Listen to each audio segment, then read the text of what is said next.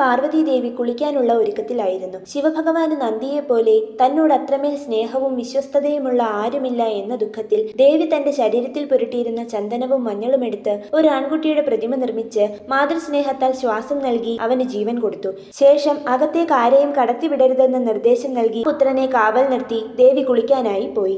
ആ സമയം അവിടെ എത്തിയ ശിവഭഗവാൻ ഉള്ളിലേക്ക് കടക്കാൻ ശ്രമിച്ചപ്പോൾ ബാലൻ തടഞ്ഞു. താൻ പാർവതീപതിയാണെന്നും കൈലാസനാഥനാണെന്നും പറഞ്ഞെങ്കിലും ബാലൻ ചെവിക്കൊണ്ടില്ല. യുദ്ധത്തിനൊരുങ്ങിയ ബാലന്റെ ശിരസ് മഹാദേവൻ തന്റെ തൃശൂലത്താൽ ഛേദിച്ചു. ബഹളം കേട്ടുവന്ന ദേവി കണ്ടത് ഉടലും ശിരസും വേർപെട്ട് കിടക്കുന്ന തന്റെ പുത്രനെയാണ്. ക്രോധം പൂണ്ട ദേവി സകലതും നശിപ്പിക്കാനൊരുങ്ങി. എന്നാൽ ഈ സമയം ദേഷ്യം തണുത്ത ഭഗവാൻ നന്ദികേശനോട് വടക്കോട്ട് സഞ്ചരിച്ച് ആദ്യം കാണുന്ന ജീവിയുടെ ശിരസ് കൊണ്ടുവരാൻ ആജ്ഞ നൽകി.